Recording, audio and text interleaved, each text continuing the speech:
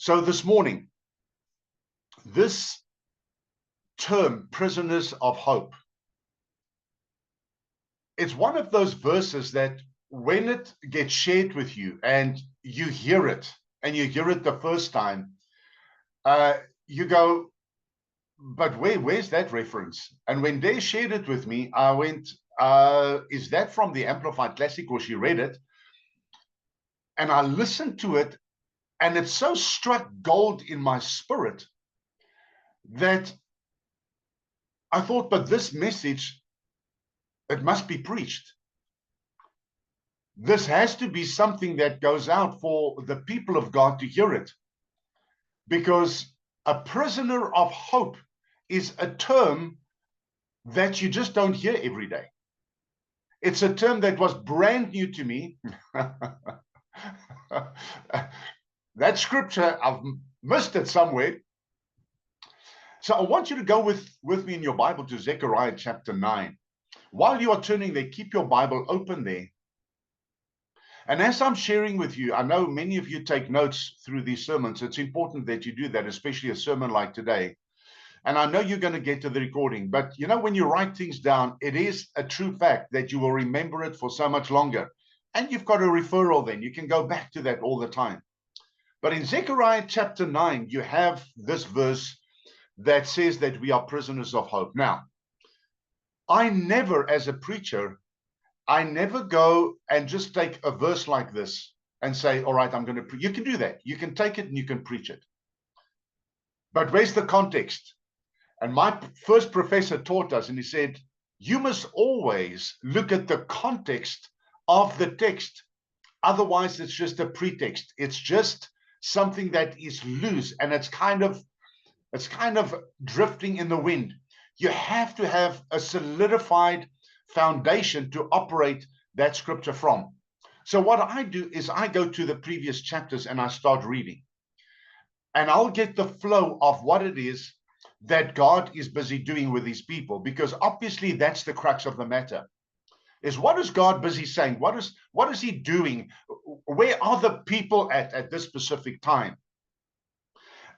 And it never seems to amaze me. Sorry, it never stops to amaze me. I'm flabbergasted so many times by how the Lord puts this all together and how we put his word together, because you look at the scripture like that and it's beautiful. It's like a rose that's blooming in a garden where it's just green, and then there's this one red rose or this one yellow rose that comes up, and you cannot unsee it. Now that's the same with this scripture. You cannot unsee it. Once you've seen it, I know you all are going to, if you haven't got it marked in your Bible, hierdie versie gaan vandag in julle Bybels gemerk word. Ek weet dit, soos wat ek hier sit. When you look at the verses before and you go from the beginning of the chapter, which we're not going to do, I did the homework for you. That's why we're here, as we do it for you. But when you go look at these verses, it's a time where, again, there's disappointment from God's people. There's shame, there's loss, there's discouragement because of their own doing. Did you hear that? When you read through the Old Testament, you'll find that it's because of the people's doing. Then God comes and he does the next thing. Then what he did in his pattern in the Old Testament is he would list to the people of Israel and say to them, you know, you are my beloved, but the reason why you are where you are is because of, and then he says, you left my commandments, you left my statutes, you followed after idols, and he mentions to them what it is that they missed. Then he brings in the answer. This is a typical situation where the same thing has happened. But then what he does, and just like I'm laughing now, I do that when I'm sitting and I'm reading the Bible and I'm with him. He drops a verse in there. And that is verse 9 of Zechariah 9. Easy to remember. It's Zechariah 9:9. I read it and it's like one of those verses of, what are you doing here?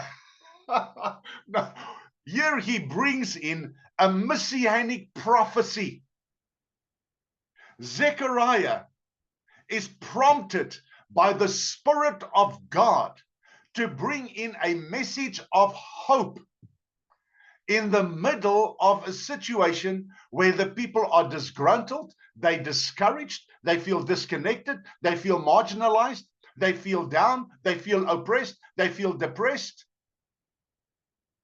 And God comes and he drops a yellow rose in the garden.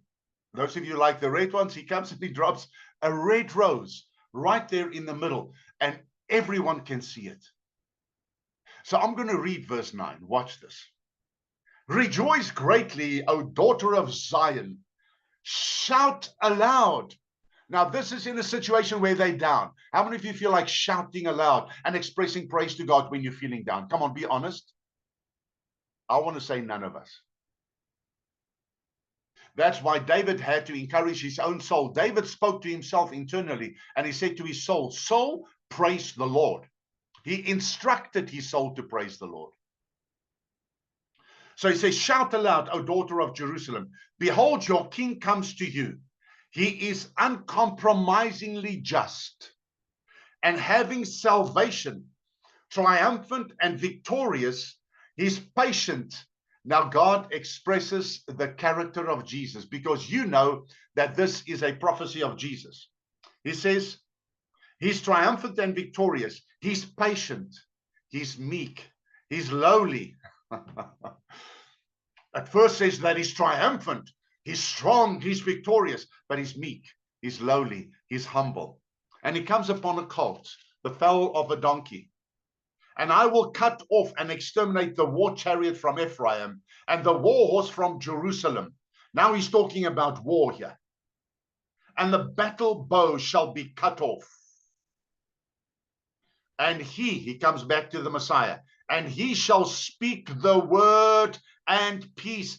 I want to bring this right in here, right now this morning. I'm coming in strong by the power of the Holy Spirit through his anointing to say to you, anytime that you speak of hope, the underlying factor and truth and base and foundation is peace. Want jy weet jouself vanoggend, dis baie moeilik om in iets te hoop as daar nie vrede is in jou hart nie. Because of the peace of God that passes all understanding. Because of the fruit of the spirit of peace.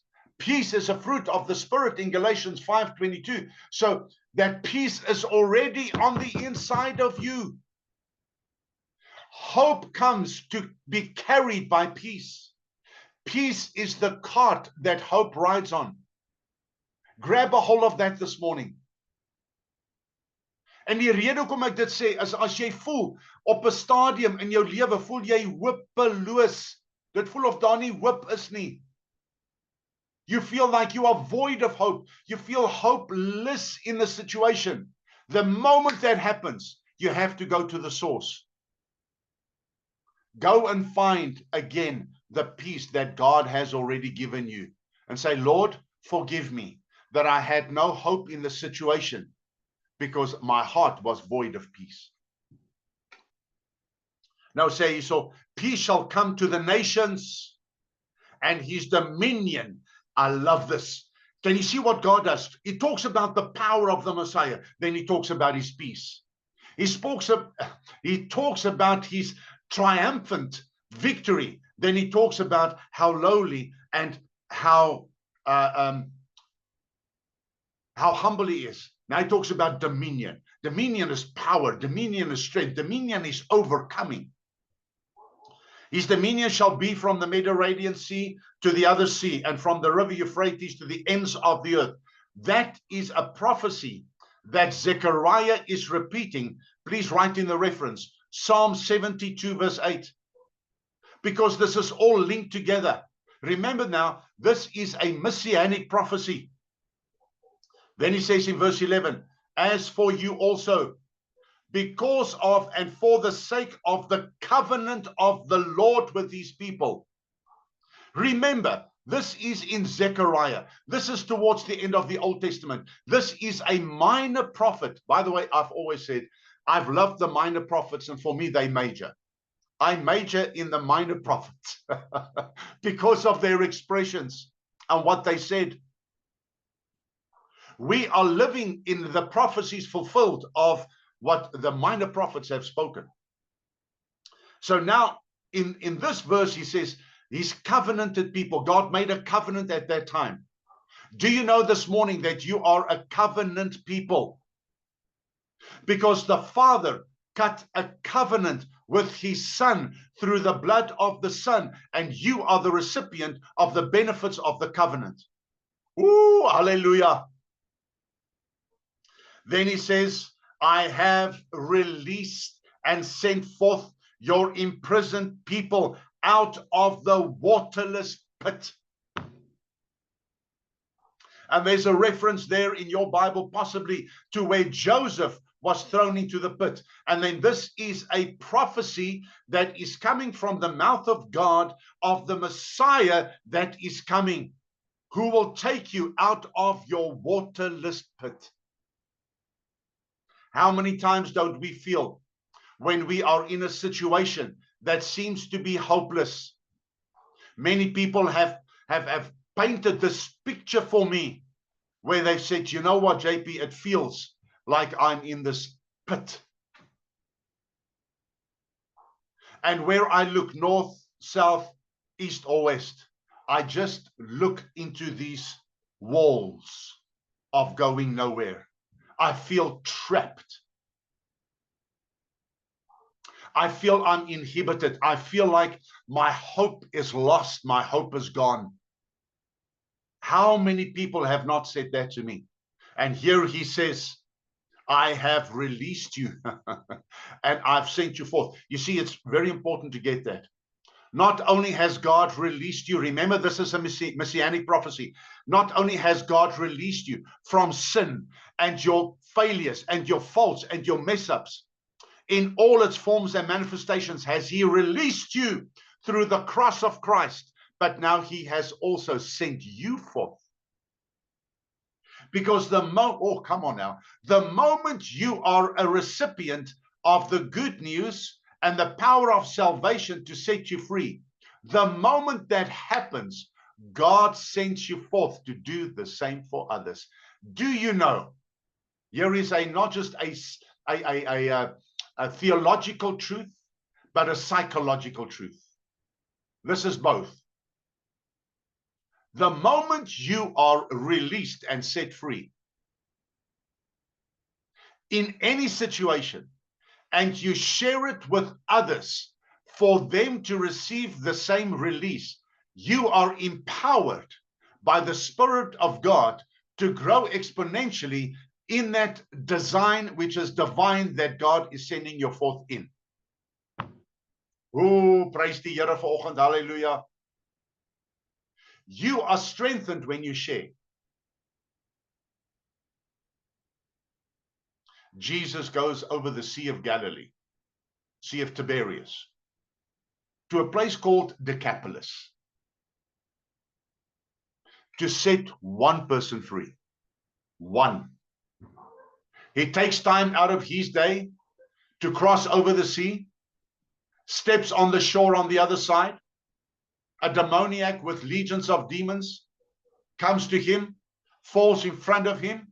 Jesus delivers him, sets him free. I'm making the story very short. This guy wants to get back in the boat and go with Jesus. Why not? The deliverer has set me free. I've been released from the bondage of these chains of the demonic. And Jesus says, son, you need to stay here. Because what you have received, I'm sending you forth to share it. No Bible school, no training, no home cell, no certificates on the wall. Can you see the power of this? Then it says in verse 12, return to the stronghold. I'm going to read it, then I'm going to preach it. Return to the stronghold of security and prosperity. You prisoners of hope. Daar's ons stelling vanoggend. You prisoners of hope, even today do I declare that I will restore double your former prosperity to you. I will restore double your former prosperity to you. You see, the people had suffered loss, disappointment, discouragement. Then God comes in with this comforting word, because they were in a place of regret and shame. Some of them perhaps feeling very guilty, I usually call it the gutter of guilt. They were in the gutter of guilt because of forsaking the Lord. Maybe you're in a place this morning, daar waar jy nou sit en luister, and you feel a bit discouraged because of your circumstances. You feel a bit down this morning because of circumstances. You feel perhaps even a bit inhibited. It feels like you are numb in the present. And a lot of people are finding themselves there right now. You feel numb. But I want you to know this morning, though these people were prisoners of fear, regret, shame, guilt, and all of the above, God now came in, and you know what he was doing? And I love this term, and I want to use this more often. It says in my notes here that God took this situation and he flipped it. The other side of the coin. Hy kom nou en hy bring hierdie die ander kant van die saak bring hy nou deur. You see, you cannot have hope in the present situation in this world because people are cheering you on. Because how many of you know that sometimes the cheer stops? How many of you have seen it that people will be there for you, you'll feel encouraged, you'll feel strengthened, and then on a day that you perhaps need that particular day, they're not there? And you feel like a cloud has settled over you? You see, when the cheers are not there, you need something more substantial to carry you. And you are not going to be encouraged just by circumstances changing, because circumstances will change again. So we cannot put our hope in things that we see around us. In fact, every grain of your hope is going to be challenged by what you see around you. But why could these people now in Zechariah chapter 9, why could they now grab a hold of hope again? How could they grab a hold of hope again? Why should they grab a hold of hope again? Because God has now spoken. So spreek die Here. So when God speaks, it's not wishful thinking. It's not wishful thinking. It's confident expectation. It's not wishful thinking. Why? Because it becomes him who is the opened revelation. I'm going to say it again. It's not wishful thinking. It's an expectation. And it becomes him. Him. Because you're going to see my focus this morning. This message on hope is one I haven't preached before. So this hope now is not your circumstances changing. It's connected to the person. It's connected to him personally. And you're going to see it in a moment. So it's not a wishful thinking that circumstances will change. It's not wishful thinking because there's something new on the horizon that you would like to see. It becomes an expectation of an open revelation. An open revelation of who he is will always override circumstances that's opening towards you, that's contrary to who he is. He will always revel and triumph over that, in and through you. You see, you become a prisoner of hope. There it says in verse 12 of Zechariah, what does God say? What must you do? Daar's net een ding wat jy moet doen. There's only one thing you have to do. All those previous verses, God is saying, I'm doing this, I'm going to do that. And now he said, I'm going to flip this thing over. I'm going to turn the thing around. What is the only thing in all of those verses that God says you must do? Mense, ek wil net vir julle sê, hy maak dit baie keer vir ons so maklik, dat is maklik om dit te mis. God makes it so easy for us that we miss it because it's so easy. The only thing he says you must do is return. Now, I love words. I love words. I love playing with words. I love painting with words. I love writing. I'm a writer more than what I am a preacher.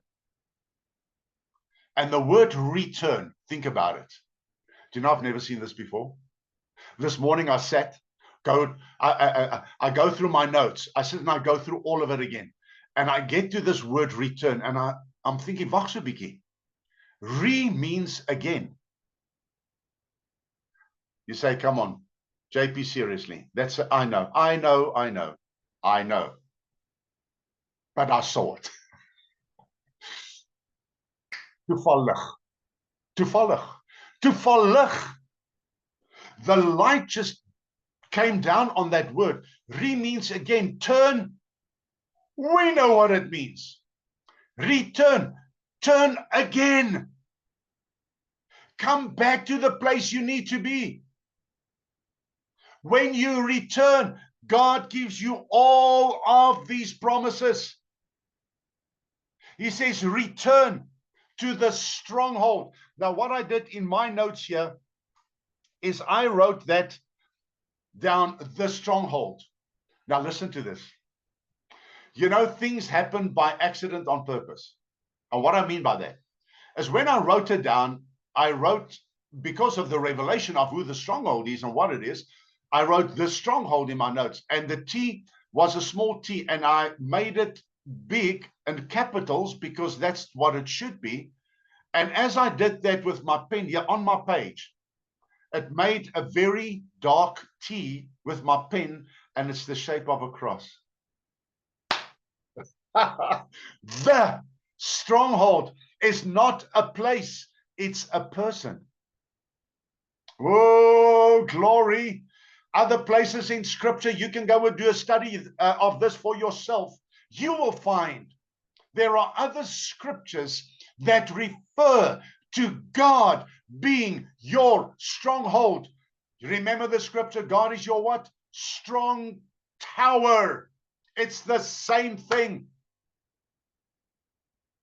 He's your strong tower. You run into him and you are safe, is what the scriptures say. Here it says your stronghold is not a concept. It's not a principle. It's not a teaching. It's not a people. It's not a church. It's not a ministry. The stronghold in your life is your God. That's why he says, I'm gooseflesh from top to bottom as I'm preaching this. He is saying to you, come to me. I am your stronghold. I will hold you strongly. Woo, dankie Here. I'm your stronghold. It's not your plan that's your strength. It's not your strength that's your strength. It's not your power that's your power. It is your stronghold. You run into that stronghold. You run into him and you become strong again. And hope is expressed in that place. The stronghold is always a place of strength.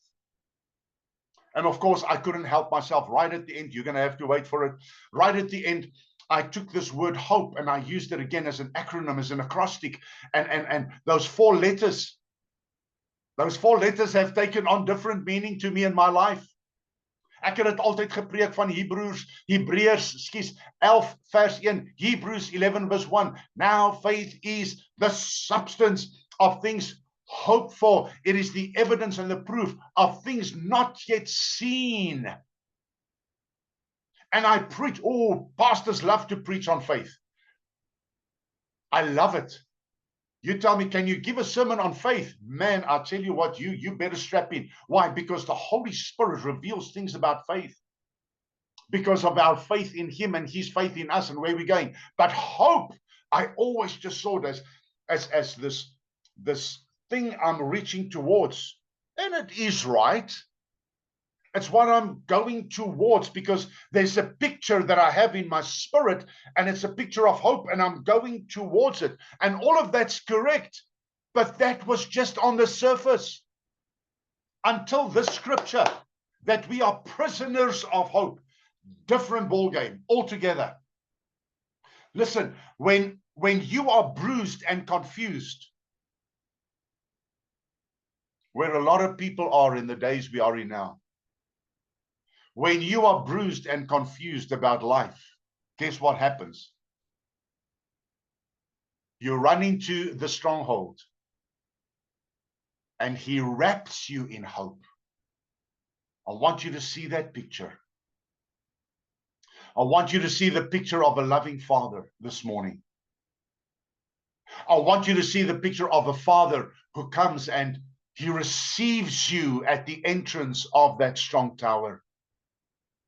Because he's been waiting for you to come.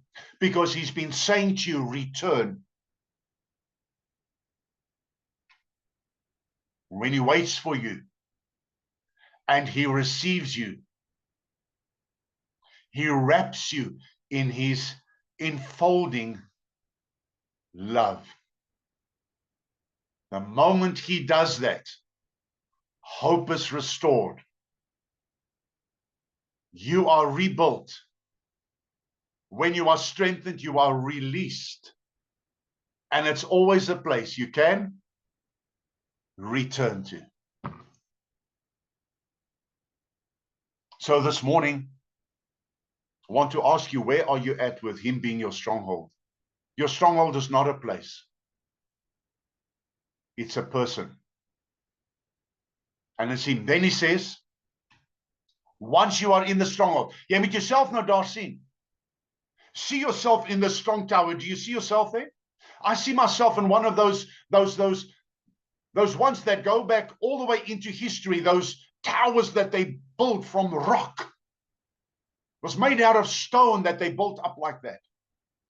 And it had those windows that you could look through, small little windows, so that the enemy's arrows could not come through. But you had a perfect view, north, south, east, and west. See yourself there. And I want to see you seeing yourself there this morning. When he wraps you in arms of love and hope, those arms of love will not let you go ever. I want you to grab a hold of that concept this morning. Wanneer hy jou vashou, he never lets you go in that. Even when you are released, his arms are still around you. Even when you are over there, his arms are still around you. Even when you are over there, his arms are still around you. Then he says, I will restore double to you. So God is saying there, I don't just heal what was lost, I redeem it. I don't just end your pain, I give you purpose through it. I don't just restore you, I return to you what the enemy has stolen. I don't just reveal to you what you are in the situation, but in the situation, I reveal my glory to you. And that is what Moses asked for when God sent him out to release the nation of Israel. Moses said, I'm not going anywhere unless you go with me. And then he says, show me your glory. I want to say to you, listen please to this carefully, this statement now. When you are outside of the stronghold of your strength, which is God, you are going to feel the weight of the circumstances. When you enter into the stronghold, the strong tower of your Father's embrace, his glory becomes your weight. Hallelujah. The circumstances drop off. The weight of the situation drops off. The weight of the heaviness of life drops off. and the weight of his glory settles in upon you, and you rest in him. And he becomes your perfect rest. And his spirit is touching my heart right now in the way I'm saying this, because I can see him doing this. So I want to find out where you are this morning with this. Is your heart in a place of rest? If it's not this morning, I want to ask you, return to the strong tower. Kom in. He's waiting for you. He wants to put his arms around you this morning. You see, when he says, I will restore double to you, God means what he says, and he says what he means. If he never meant what he said, and he said what he meant, he wouldn't have put it in his word. Job received double, the Bible says in Job 42 verse 10. Isaiah prophesied. He says, you will receive double for your trouble. In Isaiah 61 verse 7. I'll give those references again. Job 42:10, Isaiah 61:7. Both of those scriptures says that God will restore to you. Double doesn't just mean more.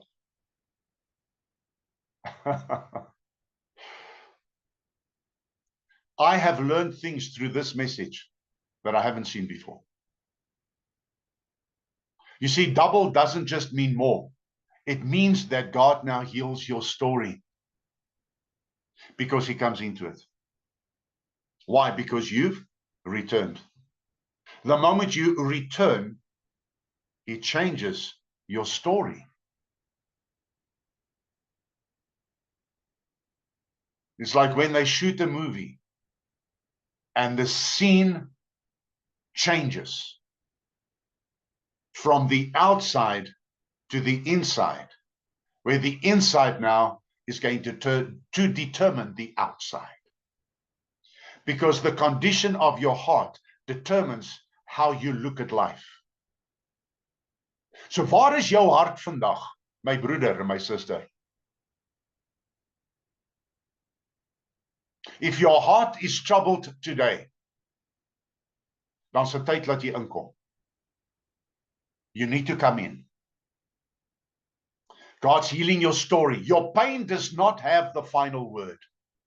Your past does not have the final word. Your failures do not have the final word. Hope does. You may sit there this morning and say to me, but you know what? I've really wandered off. I mean, I was there, but I wandered off. I've lost my way. I've lost my footing.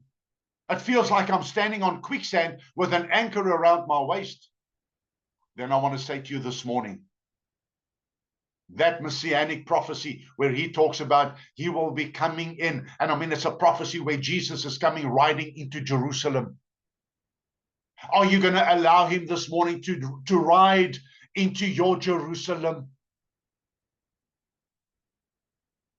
You cannot escape it now. I'm sorry, but you are caught.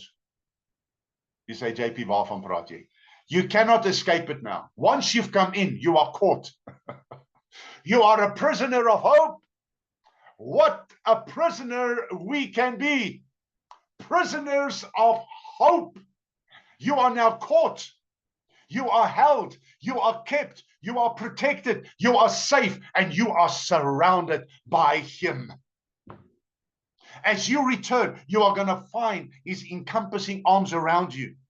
And it's not by you trying harder. It's not by you striving. And it's not by self-effort. So I want to say to you this morning, God's not done with you yet. He's not done with you. Not even close.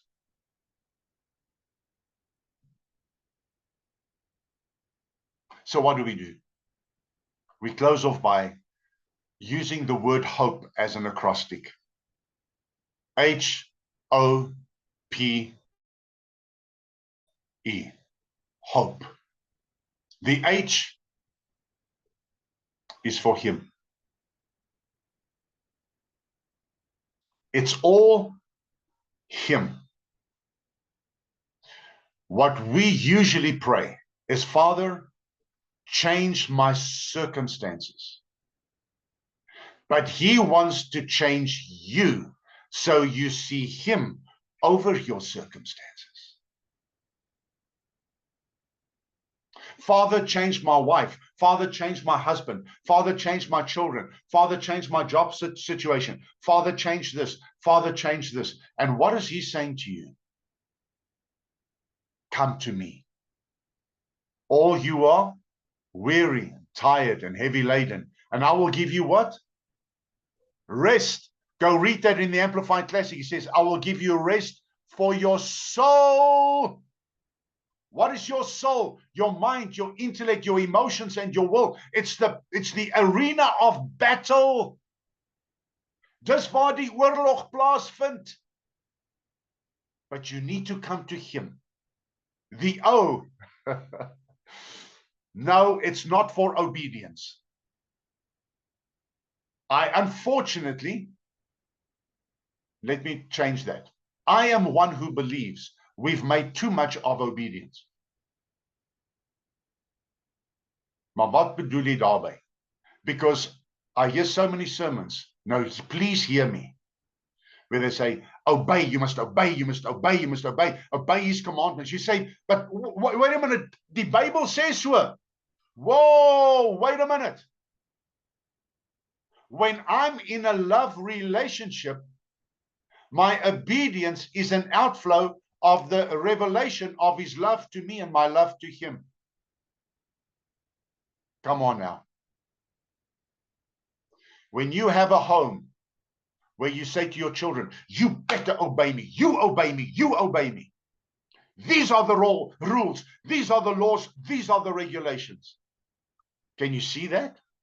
What about a home where a father and a mother so loves that the response of the child from love is respect, honor, and grace towards his parents? Do you see that? So the O is for he is the outcome. Not my circumstances changing. He's my outcome. It's him, H, hope. It's him. So I go to him, my strong tower. Then he is my outcome. What about the P? He is my prophecy fulfilled. That's why the Holy Spirit put that verse 9 of Zechariah 9 smack bang in the middle right there and say, here's a messianic prophecy for you. This is what he's going to do when he comes riding into Jerusalem on a donkey. The King of Kings, the Lord of glory, the great I am, one who was, is, and is to come, the Almighty, rides into Jerusalem on a donkey. Humble, meek, and mild, but yet the King of Kings, the Lord of glory, the one who is God Almighty, sovereign, supreme. So he's my prophecy fulfilled. And then the E. Oh, I was thinking about this E for a long time. It only came this morning. I sat up last night till late with this and asked, Lord, the E, the E, the E, the E, the E. And I thought about expectation because I preached that this morning. I preached expectation. That's what hope is. It's an expectation. And then he dropped it in my spirit. He gave it to me.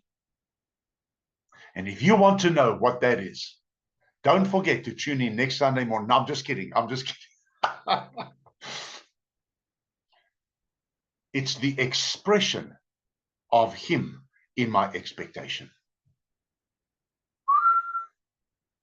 Mense, ek bid dat julle hierdie vanoggend vasvat, nê, en dit julle eie maak. Hope, the H, it's him. The O is he is my outcome. No matter what I face in life, he is my outcome. So I'm in him. The P is he is my prophecy fulfilled. It's him. And then the E, he is my expression of my expectation. Now my eyes are off the circumstances. Hope now takes on a whole different meaning. Hope is now not something. It's someone. And it's him. Soos ek afsluit vanoggend wil ek vir jou vra, waar is jy vanoggend? Are you outside of the stronghold looking at it? Or are you in the stronghold looking out? And I pray it's the second one. I pray it's the latter. Can I pray for you this morning that you will adopt a new mindset, a transformed mind that's linked to the revelation of who Yeshua HaMashiach is in your life. So, Father, this morning, in the mighty name of Jesus, we thank you that today we realize again that you are our strong tower. Our hope is in you. You are the outcome of everything. You are the prophecy fulfilled. You are my expression of the revelation of who you are. That's why my expectation is not how circumstances are going to change, but how I'm going to change in my belief system, in believing that you've got my future, every part of it. So all back to you, Father, and every single one of us online this morning. Every single one of us now submit ourselves to you. We release fear, anxiety, guilt, trepidation, worry about today, tomorrow, and the next day over our lives, our circumstances, our families, our work setups, everything, our finances. We release it now in Jesus' name into the tower of your strength. We take off all the baggage as we come in.